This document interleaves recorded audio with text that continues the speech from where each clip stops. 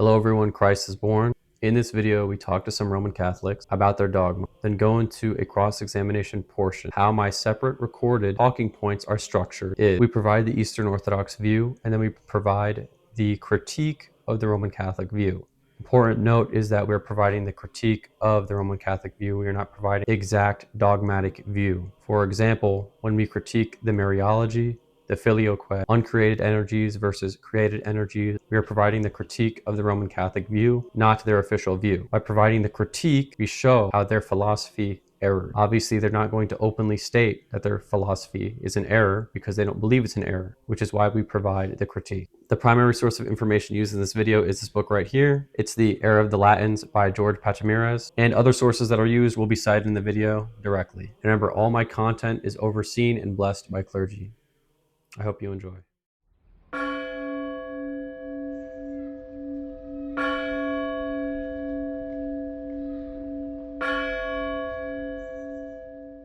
So we're gonna start. What's your name? I'm Dominic Mack. And you're how old are you? I'm 20. And what denomination are you part of? Roman Catholic. Roman Catholic. Okay. So we're gonna start with the easy questions. We're gonna ask you: is it faith alone, or is it faith and works in Roman Catholicism? What would you say? It's faith and works, yeah. And what's your reasoning for that? What would you say? Is this what you've been taught, or? Well, yes, but I think Yeah. faith, like the Bible, right? Yeah. Paul says, without works, your faith is dead. I think that's James. But James, yeah. okay, James says that. Yeah. So that would be aligned with the Catholic teaching. I know Roman Catholicism teaches faith and works. We would align with that too. Eastern Orthodox teaches that as well. The next question is, what is grace to you? In Roman Catholicism, do you know the teaching of what grace actually is, or do you have you wouldn't know at all? Grace is something God gives us to do what we need to do. Yeah. There's like the sacraments. That's Yeah, we would say that as well. And how does grace function in the sacraments? Do you have any idea about the philosophy or the metaphysical idea behind it involving Thomas Aquinas? not off the top of my head. Hello, everyone. I kind of figured that this would be a good stopping point in the video to kind of explain what is being talked about right now and what I'm talking about. We didn't really push any further with uncreated grace or created grace, because I think that would be a little bit too confusing to the individual that we were talking to, or even just the crowd that was around the table. There was multiple people around the table. So we kind of didn't really push too far in it, but I think that it's better that we explain it now. I mean, I think that this is a critique that needs to be talked more about and discussed more, because it is a major flaw in the Latin metaphysics and how we know God. So right here we have the whiteboard. I wrote this up myself. We have obviously the uncreated grace side, that is us, the Orthodox. Then we have the created grace side, which is the Roman Catholics and whatever Protestant groups that accept created grace. I'm sure there's many. Starting on this side, we have divine presence of God. Everybody knows that God's energies is a divine presence. For example, we see in Judges 13, Manoah and his wife see the angel of the Lord, and they fall down in worship, and they say verbatim that surely we have seen God. So if Manoah and his wife fell down in worship, well, if we believe that God's theophanies are created, then we would be worshiping a creature. Manoah would be worshiping a creature, and his wife were worshiping a creature. So that's bad news for the created grace people. Last time I checked, that's polytheism. So the next point we have here is that God's energy, direct action of God. I mean, this is why in Paul's letters, I think we discussed in the other video, that when Paul writes about action or when God is doing something, the word there is energeia, which is just energy. And then the next point would be participation in the divine. With uncreated grace or uncreated energies, we can participate in God. We can know God through his energies, obviously without compromising the divine essence. No matter what side you're on, you can never compromise the divine essence. So we can participate with God and know God through his uncreated energy, which is basically how we participate is his grace. An example of this would be the Holy Spirit. God, it's how God acts, and it's God himself that dwells within us. If God's actions are created, well, now we have a created Holy Spirit. This next quote that I'm about to bring up is Mark of Ephesus, essentially critiquing the created grace position and why it leads to you as a creature are now worshiping creatures and not God.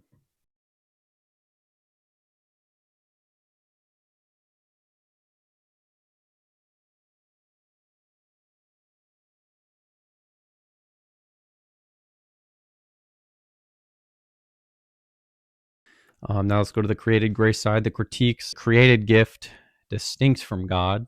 Then we have communion with God is indirect. So there's no ontological communion, or we're not really communing with God. We're kind of just communing with this like created thing. We're never really actually participating in God or the divine because it's created. So something I wanted to note about this position is that Palamas actually critiques this position and says that it actually would lead to atheism because you wouldn't be able to partake in the divine whatsoever. So how would you be able to know God? Does tradition matter? Yes.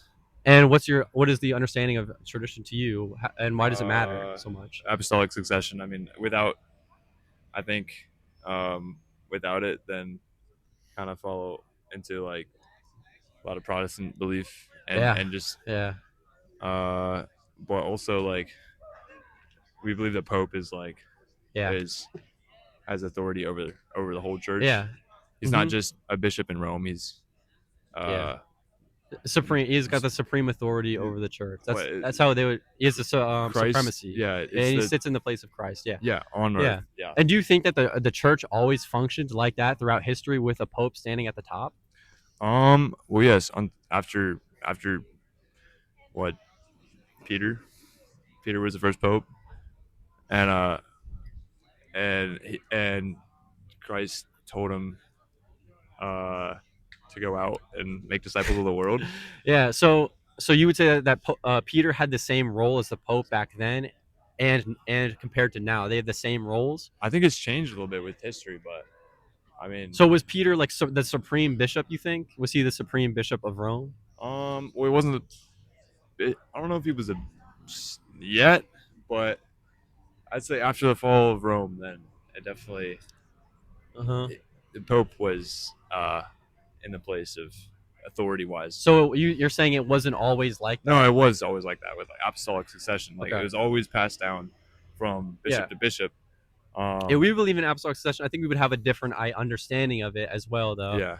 So we would hold to obviously you would say Peter was the first pope of Rome and stuff like that, but we would according to tradition we wouldn't see that Peter ever actually went to Rome until he was martyred. So how would you respond to that in early Christian history that Peter? There's no really much of an evidence that Peter ever had jurisdiction in Rome and only was in Rome when he was martyred. Do you know anything about that, or do you know your stance on that, or have you ever heard that before? No, I have. Mm-hmm. I know that's like one of you guys' biggest beliefs, that like the Mm-hmm. authority of the Pope in Rome. Yeah. That's a good question. I don't know. I'll have to look into Yeah, it. because we believe that the Pope had a primacy, but we don't believe he had a supremacy where he was like the supreme overall. We believe that he was the first among the bishops in line, but he wasn't the supreme guy. So you would say that it's always functioned the same, where the Pope is always supreme and everything, and Peter was supreme over it, or I just want a definite answer before we move on. Let's say yes. Yeah. Okay. Yeah. Okay. So would you say that there's any changes from Roman Catholicism within doctrine from the early councils compared to the modern councils like Vatican I and II? I know with Orthodoxy we believe like the same up until like the Second Council, or like the same creed. You got the same creed as Yeah. up until what, Nicaea. Mm-hmm. With Vatican II, I don't know. I have no idea what your guys' stance on Vatican II. So Vatican I and II, we would say is a complete departure from early Roman Catholicism, and is almost a contradiction where we see in Vatican II they accept that Jews, Muslims, and Hindus worship the same God as the Christians. That's stated in Vatican II in Nostra Aetate, and in the previous Vatican I Council, it's completely condemned. But we're supposed to believe that the Pope is completely infallible, and the Magisterium is essentially infallible. But then there's a complete change in doctrine, and then we go look at the popes of the Middle Ages that completely condemn Muslims and stuff like that, and Muslims and Jews, and then we look over in the Bible where it says, the gods of the other nations are demons. So what would your stance on that be? I don't agree with that. I don't. Is that true? in Vatican in the Vatican II statement, or is that what you're talking, like? What do you mean? What's true? like is do we? I don't know. I would have to Yeah, read that. it's stated in Vatican II that the Jews, Christians, Muslims worship and adore the same exact God, and it also states that the Hindus worship the same and adore the same God as the Christians as well. That's stated in Vatican II. When I upload the video, we'll have the quote on the screen, directly cited from Vatican II. But would you agree with something like that, or would you get behind? No. Well, do you mind if I speak real quick? Are you a Roman Catholic? Yes. Yeah. Okay, what would you say on it? Yeah. So, can you rephrase the question? Because I kind of butted So in Vatican II, it's stated that the Jews, Christians, and Muslims worship the same God, and it's as later in Vatican II that the Hindus also worship the same God as well and adore. The word adore is used in the Vatican document as well. So what would be your position on that? Do you think that that's true? I mean, I don't think that belief or disbelief in that specific doctrine is what's going to save me. So personally, like, I'm not going to try to be like a mean person or anything like that. I really don't think it matters. You don't think it matters? Would you say that it matters that we hold to the Vatican councils then? No, because the Vatican councils are identified as ecumenical councils. Yeah. Whether or not, like, ultimately, like, I mean, I know it's very cliche. God knows the true, like, validity of that claim, right? Mm-hmm. Maybe the Muslims, Jews, Hindus, what have you, they worship a aspect of God, but maybe it's not the fullness that I would argue that Catholics and Orthodox. It's not the fullness that we. So then, how would you respond to in the Psalms where David says the gods of the other nations are demons? Then, because you're saying that they worship a part of God or a partiality of God. I don't believe in the Trinity. Exactly. So that's why we would say I'm an Orthodox. We would say that it's a departure from the faith, and we would say that it's a change in the Roman Catholic dogma.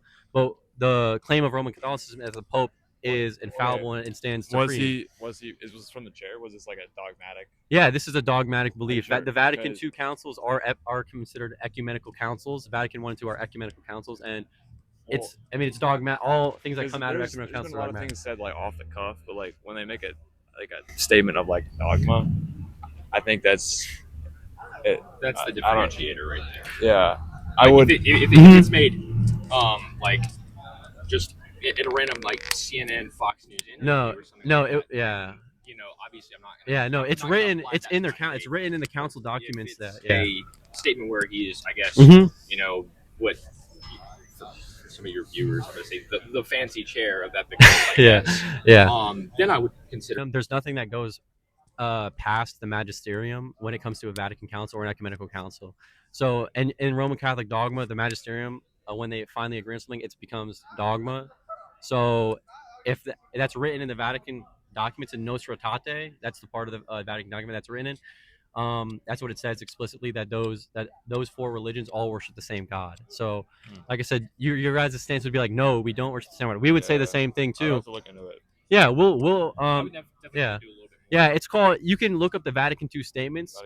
You can also Vatican II statements. Look up. I know the Vatican II is a hot topic. Even it is a very hot topic. Yeah. Even in the church today, like I know. Yes, a lot of it people, is. A lot of my friends, they like have all sorts of different like opinions on it. Yeah. And a lot of people wish it didn't happen. Or my question for you is, if the statement, then again, would in your argument go against basically just everything, right?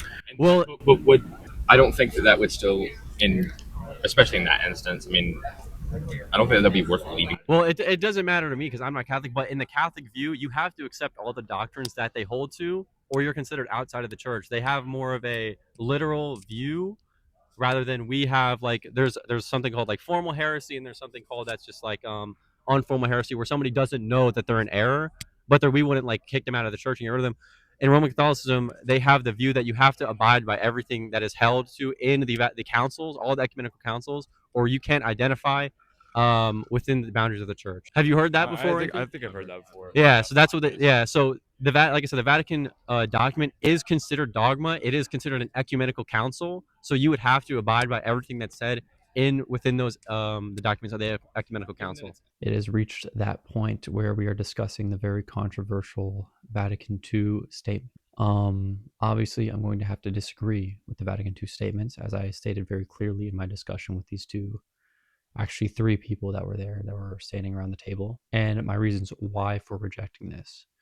So let's first start off with the Roman Catholic history in the Middle Ages. Obviously, we know during the Crusades, the Muslims were attacking Christian nations, whether it was the Eastern Church, whether it was the Western Church, they were attacking these countries and these regions. And a lot of statements were made by popes during the time of the Crusades speaking against Muslims. So, for example, and we'll have the quote, we have Pope Urban II, who explicitly states that the Muslims are infidels and worship demons. Pope Urban II says this explicitly. We also have a citation in a letter that talks about the soldiers that were in the Crusades. It's mandatory to serve in their Crusades to fight the Muslims. It's mandatory. It's a salvific thing as well. Now let's get into the philosophical understanding of theory of reference, worship and adoration, and all these things. So let's get the whiteboard out. Okay, so right here we have the whiteboard. We're going to read out all the questions, and I'm going to explain my thought process behind them. Can Jews, Muslims, heterodox, etc. refer to the one God while being wrong about the attributes of God? Now, I would say partially. For example, if anyone's ever taken a philosophy class, we have the theory of reference. Two people can refer to something, or multiple people can refer to something, and each of them disagree with the attributes of the thing that they're referring to, would still be referring to the same object, person, thing, whatever it is. For example, let's take a killer. There's a masked killer. Nobody knows who this killer is. And now let's have another individual. Let's say the wife of this killer. The wife does not know that the husband is the killer or is a killer. The wife recognizes the husband as a loving husband and a good family man, but doesn't know that he's a killer. Another person comes into the situation and says, he is a killer, referring to the husband, while that wife says, no, he's not a killer. They're referring to the same person, but each person is understanding the individual that they're referring to differently. One person thinks that the individual is a killer. The other person thinks the individual is not a killer.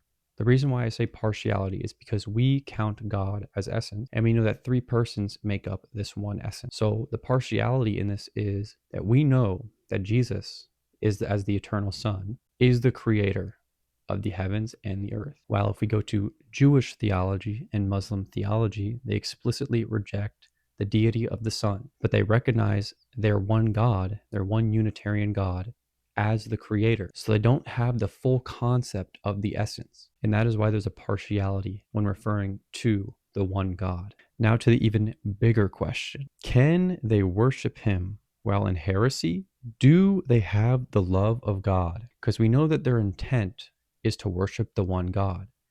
We know that they are trying to refer to the one God and they are trying to love the one God. The controversial answer would be no. So if we go to John 5:42, in John 5:42, Jesus is speaking to the Pharisees that you do not have the love of God in you. So that answers one of the questions. Now, can they worship him while in heresy? The answer would be no. Now, the reason why in heresy you cannot worship God is not only stated in John 5:42, it's also stated in St. Basil's letter. John 5:42 clearly says that you do not have the love of God in you. If you do not have the love of God, how can you be worshiping God? And now let's go to St. Basil. St. Basil tells us that there is no proper worship without the Holy Spirit. And if there is no worship without the Holy Spirit, then we know that Muslims and Jews, as well as heterodox, cannot worship the true God. Because in order to obtain the Holy Spirit, you have to be received properly into the one true church of Christ. And I know what I'm saying is controversial, but no, heterodox do not have the Holy Spirit. The Holy Spirit can ultimately be found within the baptismal sacrament of the Holy Orthodox Church. Ecumenical, what other groups would have affirmed that as well, other than the Catholic Church? Nothing. Because ecumenicism, is it just no other group would hold to that, because we would see the Romans in our I'm not just saying that you guys did Muslim imams say that. No, it's actually funny because rabbis it's funny because I don't necessarily know the Yeah, title. Muslims. I've talked to a lot of Muslim scholars as well in the online formal debates with them. They don't actually agree with the Vatican statements, so they don't affirm anything that the Vatican says. They don't think that they worship the same God as us. So that's where it's kind of problematic. Religion, like, wouldn't there be like a level of? Well, we don't consider them Abrahamic religions. But it was the descendant of Abraham that started. We wouldn't consider it Abrahamic because Paul explicitly states to be a descendant of Abraham is to be a follower of Christ and to be the church. So if anyone outside of the boundaries of the church is really not of Abraham, because the seed of Abraham is to be of Christ. So you would say we wouldn't say. What did you say about Jews? Because Jews are Abrahamic religion. The modern Jews that we see today we wouldn't call them Abrahamic. No. Really? No. I mean, the modern Jews that we have today are nothing like the Old Testament Judaism whatsoever. It's a complete departure to the point where they even changed the Septuagint completely to change prophecies about the Messiah that are involving Jesus. So it's a complete departure from what actual Judaism was.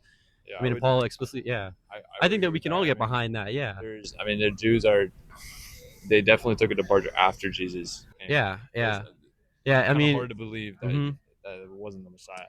But yeah. You've like looked at the everything that all of the boxes that Christ ticks.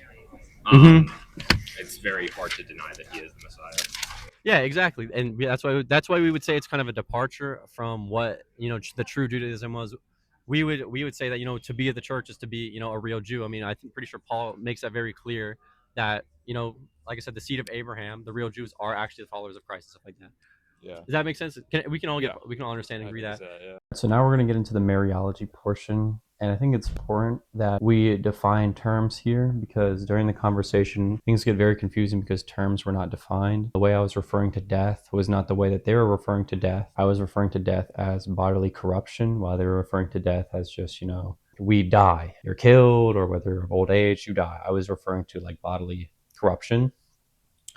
And that's why things got confusing. But I think it's important that we also run through the Latin framework of what the Augustinian view of original sin is and why I was critiquing this position and the way I was critiquing the position. So the Latins obviously hold to Augustine, where original sin inherits guilt.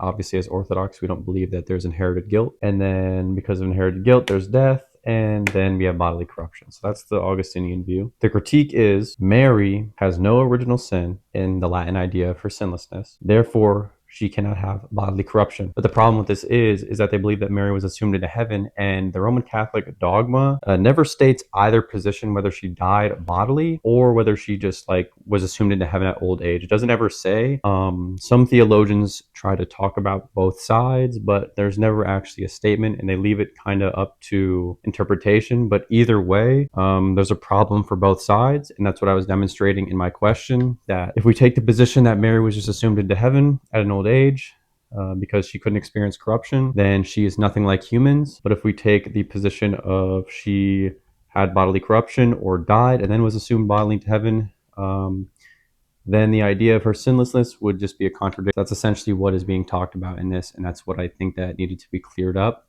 and what I should have said during the conversation when we first began to avoid confusion. We have a very different view of Mary. Actually, do we? A little. We don't believe in the Immaculate Conception. You guys would hold to the Immaculate Conception because you guys have a different view on sin, as well as we have a different view on sin. So, in the Immaculate Conception, Mary is immaculately conceived. She cannot know sin. She's unable to sin. Would that make Mary a different being entirely? No, I said it is someone that God had favor with. Yeah, I would agree with that. But would she still be considered a human being? Yes. You would say so? Yes. So then, but how would that be the case if she's made not like us though? That means that she wouldn't be the same human as we are. The church believes in mysteries too. Other than your biology, can you carry God? No, obviously I wouldn't say that I would be a God. Absolutely not. Can you carry God? Like, what do you mean? Like in my womb? No, absolutely not. If you were hypothetically a female in this situation. No, I don't. Yeah, no. Yeah, no, absolutely not. Yeah, no. Yeah, Mary did, absolutely. For a level of, she's human. I would still say that she's definitely a way better human, and I'd say way better is kind of an insult to her than me. Yeah. So yeah, do you guys know our position on Mary, or do you? don't know, So I'm we sure. would actually hold to the word that she is sinless. Absolutely, there's no way that Christ Okay. could have incarnated if she wasn't sinless. But that's what the Immaculate is. That not? The No, Immaculate we don't Conception? have the same idea of sin. That's why. So we would say that Mary was conceived regular. She was capable of sinning, but she didn't commit any sin, because grace, God's grace in His favor, she was able to be purified and not know sin. So that's what we would say about Mary, because we think that if Mary is conceived in any other way than a human way, where basically she's kind of has no capabilities of knowing sin or anything at all, and she was assumed up into heaven without dying, she's not human. She would be a different species, a different being, basically. Well, God made man. And also prophets in the Old Testament were. Yeah, there were some prophets in the Old Testament. Yeah, yeah, but they were. Would you say that they were capable of death, though? Oh yes, they were human. They were capable of death. So Mary was capable, but God took her to heaven. I think that's the. In Roman Catholicism, that would be, I think that would be a departure to say that she was able to die, because that means that she was of Adam. Because if we have the ability to die, that means we are of Adam. But since she was assumed up into heaven, she didn't have a dormition like we believe in the dormition, where she actually still died. had the ability. She just didn't. I don't think that's the Catholic dogma. I could be wrong. You guys could be right, but I'm pretty sure. I don't think that's what the Catholic dogma believes about the. Because if Mary was capable of sinning, then she would have been able to die. What is your guys' view on abortion? It's bad. Would you guys say the right to life is like a central dogma of not just the right to life, but the sanctity of it. Because I know that a lot of the Catholic schools, a lot of the students are actually going for abortion, and there's a lot of the the Brotherhood groups. I've seen it online. I don't know exactly. I know I've seen a lot of the Brotherhoods fighting against those groups at those schools. Like I said, they might be secular people at a Catholic school, absolutely, but yeah. So you guys would agree with us? Obviously, abortion is completely wrong. Yeah. Yeah, and one more question. This is going to be a sacramental question. You guys have different form of baptism. This is going to be the final. All right, so it's at that point where we're talking about the modern innovations to baptism. Obviously, in the Roman Catholic Church, we have the pouring on the head versus the triple immersion, where your entire body goes in the water. This innovation was officially changed in the Roman Catholic Church in the Trent Catechism, which is in 1566. Put the quote up so that you can read it.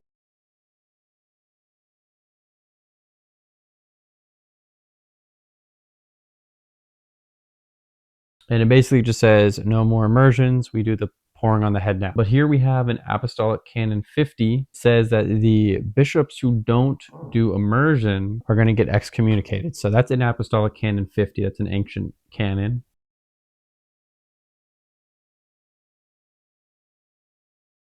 Talk about immersion all throughout history, pre-Nicaea, post-Nicaea, and the quotes are endless that they need to be immersed 3 times fully in the water. You don't really see this pouring on the head anywhere, really. I mean, you might see it here and there, but the endless quotes from the Church Fathers tell us that you need to be immersed, and not doing immersions, kind of a departure, unless you literally have to pour it on someone's head. But I mean, we're in 2025. You're perfectly able to immerse someone in water. You guys do the pouring on the head. We do the immersion. I know that some of our bishops are starting to do chrismation, and so would you say that we should submit to you guys' form of baptism, where it's the pouring on the head, and stop doing immersions, or what do you guys think? Sure. If it's done in the name of the Father, Son, and Holy Spirit. I agree with that.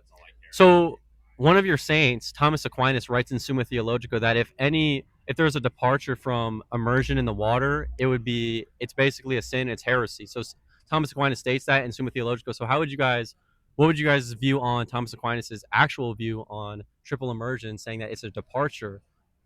I would need to brush up on why we do it on the head and not on the whole body. Yeah. I mean, yeah, I think I don't know. It's not picking weeds, but like, I don't know. I would need to look into it. Yeah, and that's completely fine. But that's all the questions we have. Do you guys have any other questions for me that you would like to ask before we end it? Yeah, we'll start. Why don't you guys believe in the Filioque? We believe that there's a procession in the Son, but we don't believe it's an eternal procession because. All right, so now we're talking about the Filioque. So this is gonna be a lot harder to explain. So please bear with me. I'm gonna try and explain it in a way that everybody's gonna be able to understand. So we have the Orthodox position, then we have the Roman Catholic position. It's very bunched up, I know. Forgive me, but the Orthodox position is the Holy Spirit proceeds through the Son, but it's not a hypostatic origin. That's the reason why I have it in quotations, is because proceeds is not a proper word to kind of use. Seeing Gregory Palamas, he uses the word like run through, or the Cappadocians say run through. So that's why proceeds is in quotes, because like I said, it's not really a proper way to say it. It's the Holy Spirit runs through the Son. And we believe that that procession or that running through is not in, say, more of a temporal procession through the Son. The Roman Catholic belief established at Lyons is that there's a double eternal hypostatic principle from the Father and the Son, who function as a single principle of the origin of the Holy Spirit. So this is something that we can't get behind, and here's why. It gives the Son the unique hypostatic property of the Father. Later in the discussion, you'll hear me say we wouldn't be able to know the Father and the Son from each other because there's a two causality, basically, and the Father and the Son have the identical hypostatic property. Cappadocian Fathers at Constantinople I talk about nothing that two persons share which one lacks. In the Trinity, there's nothing that two persons share which one lacks. So if the two, Father and the Son, have the same hypostatic property, the Spirit does not have this, and now we have a problem. And this is said by Basil and Gregory. We'll have the quotes up on the screen, but I hope that cleared anything up.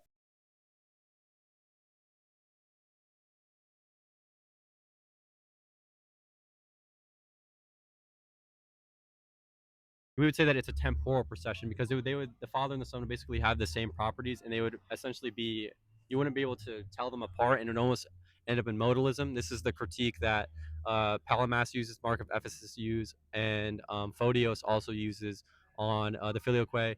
And we can even see at Constantinople I, the Ecumenical Council, all of the Cappadocian Fathers affirm that there is no eternal procession in the Son, or the Spirit does not eternally proceed from the Son, like the Roman Catholics believe. So you guys hold to Constantinople I, but the Cappadocians don't affirm at all that the Spirit has an eternal procession in the Son. It's a temporal procession that we see.